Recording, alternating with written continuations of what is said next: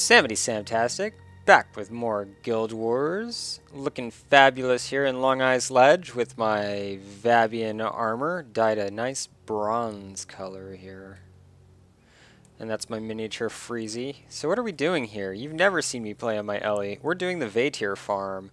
What is the Vaettir farm? That's where you run over here across Bjora Marches to this section right here that is full of, I think it's mist Vaettirs, and you kill them repeatedly and get lots of loot. And it's a popular farm, and it's also a relatively easy way to get Legendary Survivor if you just want to get that on one of your characters. So we're gonna be taking a look at how to do that with the Elementalist. In other news, I've also been informed that there is, where is it? This is it. That is also an effective Assassin Mesmer farming build, though I've never used it, haven't bothered to learn it. We're just going to be sticking with the Elementalist because it's what I know. This is actually one prior to the update, and I haven't thoroughly tested it, but I'm confident it will work. And I'll put the codes for both of those in the subject. Wow, the comment, the description, the video description. So to head on out here, we're going to make sure we've got it in hard mode, because otherwise the loot's not as good. And we also don't want to be wearing your nice clothes, so go ahead and throw on some of this crud. Here's the equipment as we're using it. We've got Earth Magic +1, Earth Magic +3, Armor +10 versus Elemental, +10 versus Earth. So we've got the Geomancer Stone Aura of Superior Earth Magic, Geomancer Crichton Robes, Geomancer Crichton Gloves, Geomancer Crichton Leggings of Minor Air Magic, and Geomancer Crichton Shoes of Attunement. Though, theoretically, you should be able to get away with doing a major air magic. The only thing that actually uses the air magic is going to be Glyph of Swiftness. These other things are associated with inspiration magic and actually don't really matter a whole lot. Here, the 45% damage reduction isn't much of a big deal. It's the 2 energy gain that we really care about, and that lasts a long time regardless. So we're gonna take it. This is a Kursic title. This is Sunspear title. So you can get both of those a little bit more powerful. You know how. And then Teinai's crystals, Teinai's crystals, and Stormshin's haste we just used for the running, and then we're going to be using Glyph of Swiftness with Obsidian Flesh and Stone Flesh aura. So to take another look there, we've got 12 in inspiration, 4 in air magic, 16 in earth magic, and yes. Yes, so there we have it. So you could put more in air magic if you really felt like it, but it doesn't really matter. For the weapons, I'm using a Poisonous Lesser Jagged Reaver of Enchanting. The only part of that that actually matters is that it enchants 20% longer. That's what we care about. And then I've got this gaudy, god-awful, ugly Bison Cup. I just haven't come up with anything that works in the offhand for my Elementalist, or haven't bothered to, but it's pretty fun. It's universal, +30 health, +5 armor when health is above 50%, so good stuff, good stuff. And we're going to go ahead and exit. And this is a bit of a tricky run through Bjora Marches. There seemed to be, at one point, right over here, I think it was right here, or over here or something, there was an ice worm. I think it was right here, an ice worm popped up, and then over somewhere else there was like a Freezy hanging out waiting to cause trouble that hexed me and killed me. And so you just have to be careful that you find a good route and you stick to it, because it should consistently allow you to do what you need to do here, which is get across Bjora Marches. Now, Stormshin's haste does cause you to lose energy while you're moving, but if you're not casting other spells, it doesn't matter, because it's still going to refill really, really fast. And it recharges long before you actually need to use it again, especially if you've got that enchant +20%. So here we go. We're going to cut through this way, and we're going to come straight for this Resurrection Shrine and try to avoid getting caught. You can actually wait for those guys and pass them on the left and cut through them, but with the IMS on here, we seem to be doing just fine. They ignored us. And so this also gives you a fallback point. if you do end up dying in this next part, you can resurrect here instead of back at the very beginning. But it's good to work on getting your run perfected in the first place. And so we're going to go ahead and throw this on, let that recharge, and we're going to just use obsidian flesh and hightail it right past these guys.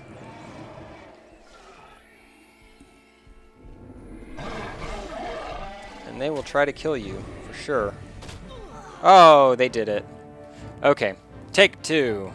Fortunately, it's right around the corner. I think they were a little bit too close for comfort right there. Going around the other way definitely causes some problems, though. So we're going to try this again. Having a little bit of death penalty doesn't ruin it, fortunately. I may have gotten that in the wrong order, because I think you need the run faster than you need the extra armor. So wait for them to clump up. Once they start moving together. There we go. And then we should be able to cut right past. Only take one hit to the back of the head. Right there. And then they'll back off. Perfect. We made it. And then these guys, we just kind of want to skirt past. So the obsidian flesh does reduce your energy regeneration, a very important factor. And we can just skirt right around these guys, though.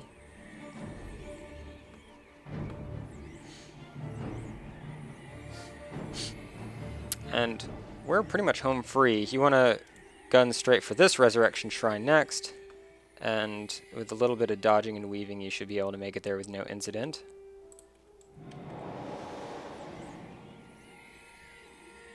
And I like to hook up this little slope right there. Personal preference. And then you can cut straight over to Kobach the Ferocious. And I basically just ran this character straight here, so there's very little that I've done. I take that back. I've done much of the Norn zone, but I have not defeated this person in combat, and I'm not going to do it now, because taking on a Norn in hard mode solo with the build that's not designed for taking on Norn in hard mode solo is probably going to leave you dead. And if you start getting too much death penalty, it's a big problem. So that's called lag. If you're wondering what lag looks like, that's it right there. What? Oh, there we go. Okay. Sometimes using skill causes it to, especially things that have an AoE effect, cause it to rubber band you back appropriately. I'm not uploading anything. That was weird. Wacky! So here, first thing you want to do is come over to this Freaky Folio and say, I want to gain some Norn reputation for doing this. And you want to get within range of these guys. And first thing you do is you throw on that Mantra of Earth, and then you do Glyph of Swiftness. Obsidian Flesh costs 25. And we're going to want to have Stone Flesh Aura on there. 9, 10. Nope. Get it. Oh, I just botched that. Okay, we're going to back up here. This is actually really important that you get this off correctly in the initial part. So, unfortunately, we have to wait for my energy to regenerate. To basically go into a description as to what we're going to do, Spectral Vaettirs, not Mist Vaettirs, my mistake. These guys do earth damage, and so the way that this build works is that you've got all of this defense against earth damage. And if you're able to maintain both Obsidian Flesh and Stone Flesh Aura, then you take no damage from them when they hit you, and on top of having Mantra for Earth on there. So you just basically max out your energy, and you let them all clump up on you as much as they possibly can. We're going to go ahead and do that, wait for the energy to fully recharge. And we're actually going to wait the same way with Glyph of Swiftness, which is the next 2 spells, by the way, when you have it at that point.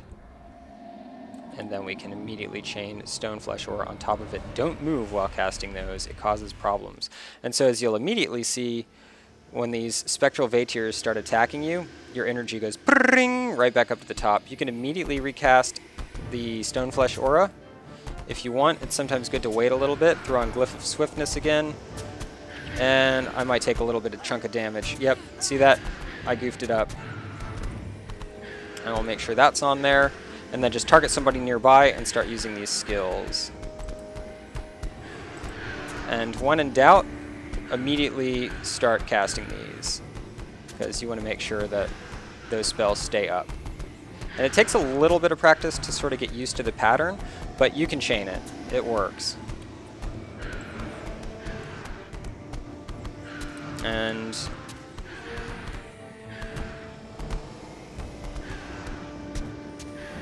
oh, took another hit there. The Glyph of Swiftness, I think it's gonna be close right here, so I'm just gonna really focus on that for a moment. Make sure that Stoneflesh Aura gets back up. And then the Glyph of Swiftness will recharge very quickly, and you'll have plenty of time on that. So once you get used to just maintaining those skills, then basically once those are both down, then you can cast all of these pretty painlessly. So you get Glyph of Swiftness again, Stoneflesh Aura again, and your energy just stays full. And just immediately make sure you always immediately recast Obsidian Flesh, because that's going to keep them from landing spells on you, and that's a really big deal.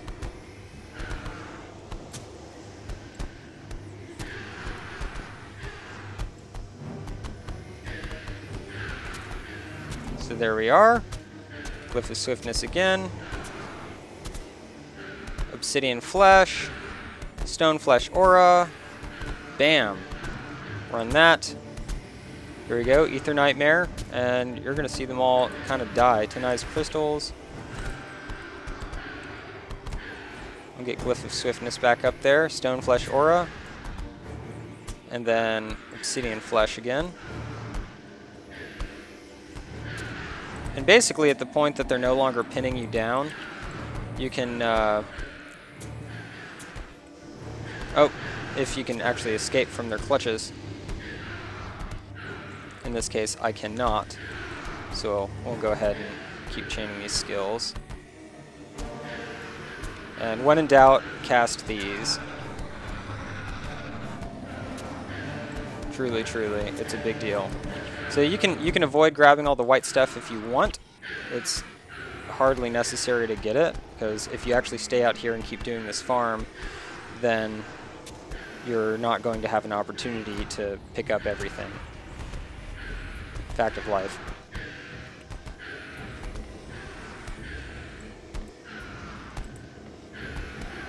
So we should be able to, if we just kill one of these guys, then we can run and start aggroing some more. Stoneflesh Aura, ow. As long as you don't have too many enemies on you, it's not a huge deal. Bing, there we are. Glacial Stone, those are good. And there we are. Get that up as well. You want to make sure that you have them attacking you. And we'll go ahead and just draw some more of them here.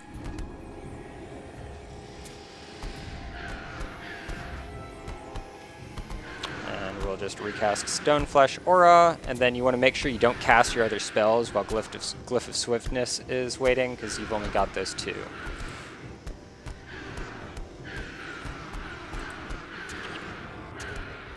So another Glacial Stone, more money. This isn't the fastest farm, but once you get good at it, once you stop being a noob like I just did.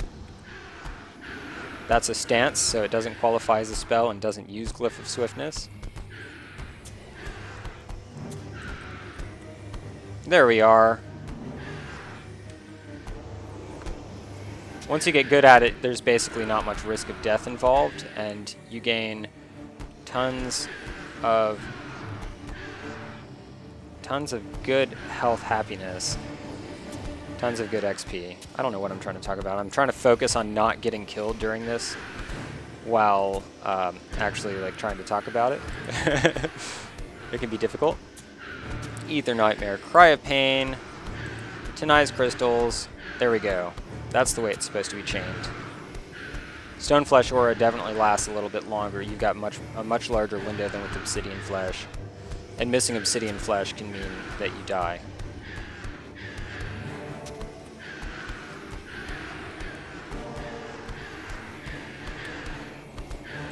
There we go. Stoneflesh Aura. Got some more deaths. Got a happy bonus there. We're going to do Glyph of Swiftness, Obsidian Flesh, and then Stone Flesh Aura. It's all about learning that timing. That's really a big part of it. And the Mantra of Earth, Ether Nightmare. Once you get those both cast simultaneously, you can just chain these skills. Straight up, just like that.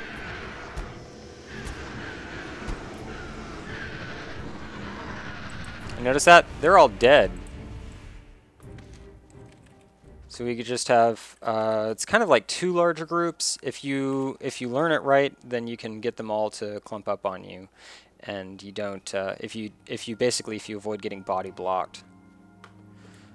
Now, because this is an enchantment, you can use that at the same time that you're using Mantra of Earth, so just keep that in mind. And so, yes, there are Vaettirs way up there, and they're also over here. So what you can do is hook around these houses. You just need to be taking damage. And so what we're going to do is pull all of them. We're going to do Glyph of Swiftness, and that stance. 9, 30, 31. Oh, we got this Vaettir. Got his attention. There we go. Perfect. Beautiful. Come on, attack me. I need you to. There we go.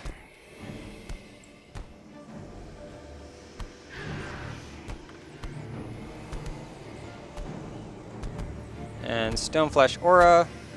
Obsidian Flesh. And I think we're trapped. Nope. Nope, we're good. I don't know how far you can pull these guys, but I don't think it's that far. So once you get them all clumped up like this, then you can start. We're just going to wait for Obsidian Flesh one more time. And then I guess we'll do Stoneflesh Aura as well. So I hope that I didn't have Glyph of Swiftness wear off there. Here we go. Cry of Pain, or Ether Nightmare. Cry of Pain, Teinai's Crystals. Throw that. Stoneflesh Aura. And then Obsidian Flesh. Good, I did that right. And then Mantra of Earth, Cry of Pain, Ether Nightmare, Glyph of Swiftness, Stoneflesh Aura. Perfect timing. Teinai's Crystals. And then Glyph of Swiftness will give you just a moment. Obsidian Flesh, Stoneflesh Aura, Mantra of Earth, Cry of Pain, and oh, if they have a Mesmer Hex, so you want to make sure you get Ether Nightmare on there first, or else it's like an Orca. It just kind of defeats the purpose. My bad, not paying attention. So there you go, plus 300 XP on all of those. Just keep that in mind. Oh, Obsidian Flesh, Obsidian Flesh. Oh man, Mind Rack.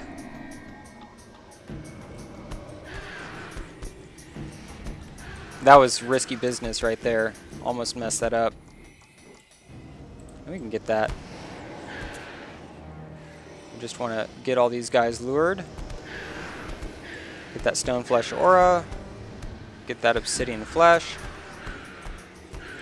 And then chain Ether Nightmare, Cry of Pain, Teinai's Crystals. Glyph of Swiftness, Stoneflesh Aura. We'll go ahead and throw Mantra of Earth back on there, and we just wait on Obsidian Flesh. We'll go ahead and do Glyph of Swiftness again. Stoneflesh Aura. And we've got a couple more seconds on Ether Nightmare, so we'll just throw down Teinai's Crystals, Ether Nightmare, Cry of Pain. So then we'll do Stoneflesh Aura. And Obsidian Flesh. Cry of Pain. Why not? Teinai's Crystals. There we go. You're all dead. So 300 experience per kill. We're going to go into calculator mode here. Notice 60 enemies are dead. Okay, so to save myself from listing off a bunch of bad math right there, the XP that you gain here is in hard mode, and you have plus 50% bonus, but the thing to keep in mind is that the experience bonus is actually capped at 350%. It's a hard cap. So if you're using triple XP scrolls in hard mode, it's basically you've got 200 experience for the kill, and then the bonus experience gives you another 100. That's why they're 300 experience. So you've got 200 experience times 3.5, which would be 350%, is 700 experience per kill if you're using triple XP scrolls. And then you can by 60 enemies, that's 42,000 XP per run, and you should be able to do each run in about 10 minutes. So if you do 1,337,500 divided by 42,000, you have to do this run 32 times in order to get Legendary Survivor from 0 XP. And 32 times 10, it's going to be about 320 minutes, which is 5 solid hours of farming, by the way. So getting Legendary Survivor is not easy, but if you do perfect running this distance across Biora marches, if you get good at not dying from that group right there, then it might be worth it to come over here. Alternately, you could have a friend run you up here and then just bail or leech or do whatever, and you can, as long as they stay off screen, you'll still gain all the experience from the kills, but they'll be able to gain reputation for having the Norn thingy going on, and that makes it a little bit easier because then you don't have to worry about getting killed on your way up here. You can have somebody else run you, and that could be really helpful. Also, don't forget about your books. If you're doing, well, I don't know if you're going to be farming this with your main, but if you have the hard mode books, if you're trying to get the Guardian titles, something to that effect, or if you're doing more stuff in hard mode, you can farm up some books and have those waiting on hand along with some quest rewards, and it really softens that last jump to Legendary Survivor. That's basically how I did it. I did Fissure of Woe, and then once I had something like 700,000 or 900,000 experience or something, I just cashed in all of my goodies, and it made it easy for me. So there you go. I think that's it. That should be all that you need to know. So enjoy farming, have fun, good luck, and this is definitely good for holidays as well. Keep that in mind for holiday drops, and maybe check out that Assassin Mesmer build. I don't know that I'm going to, because I don't really do a whole lot of farming. I may focus on other less boring stuff. In any case, please subscribe if you haven't already. Go ahead and click like if you happen to like this video, if it helped you in any sort of way, and you will see. Wait, I can't do the outro like this. Yeah, looking good. Okay, get rid of that stupid cup. Looking amazing right there. If you're wondering about that, I was testing the audio levels, so that's why it's a whisper to me. There we go. Fix that. And you will see me later. Bye. Actually, the Guild Wars 2 stress test is in like an hour, so I'll be there recording that stuff. You'll see me later.